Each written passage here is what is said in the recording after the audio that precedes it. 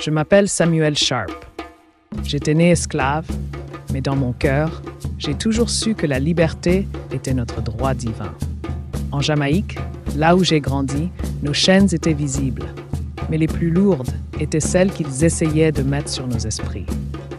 Dès mon plus jeune âge, je savais que cette vie n'était pas celle que Dieu nous avait destinée.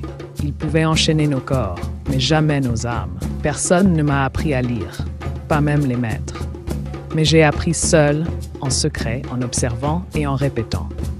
C'était la Bible qui m'avait attiré, ces pages sacrées où les vérités de Dieu étaient écrites. J'y ai trouvé une force que les chaînes ne pouvaient pas me retirer. Les maîtres m'ont laissé prêcher à mes frères et sœurs esclaves, pensant que cela rendrait plus dociles ceux qui écoutaient mes sermons. Mais en lisant les Écritures, j'ai compris que Dieu n'approuvait pas l'esclavage. Il était clair pour moi que nous étions tous égaux devant lui. C'est à travers cette parole que j'ai commencé à enseigner doucement la vérité à ceux qui m'entouraient. Les Blancs me faisaient confiance parce que j'étais calme, respectueux, pieux à leurs yeux. Ils pensaient qu'un homme qui lisait la Bible ne pouvait jamais être dangereux. Mais ils ignoraient que chaque sermon que je prononçais contenait un message caché, celui de la liberté. J'avais compris que la connaissance était le premier pas vers l'émancipation. Les maîtres savaient que si nous, esclaves, apprenions à lire, nous comprendrions notre situation pour ce qu'elle était vraiment, un crime contre l'humanité. Alors, ils nous en privaient. Mais c'était trop tard pour moi.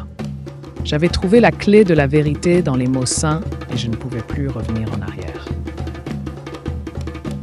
Nous avons décidé que le moment viendrait après Noël, en 1831. Nous ne voulions pas de violence. Nous allions simplement refuser de travailler. Ce geste simple, ce refus de plier l'échine, serait notre arme.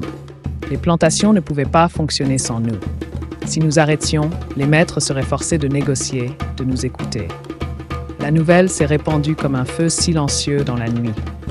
D'un bout à l'autre de la paroisse de St. James, mes frères et sœurs se préparaient. Nous étions unis, prêts à revendiquer notre humanité.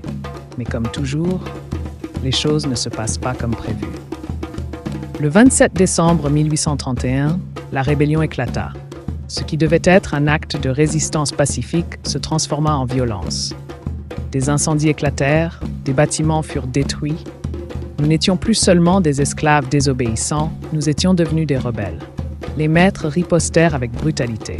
Ils n'étaient pas prêts à renoncer à leur pouvoir. Je savais ce qui m'attendait.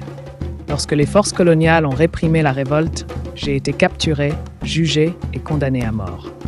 Avant de mourir, j'ai dit à mes geôliers « Je préfère mourir sur un gibet que de vivre encore esclave. » Le 23 mai 1832, j'ai été pendu pour avoir osé rêver d'un monde où tous les hommes seraient libres. Mais je savais que mon sacrifice ne serait pas vain.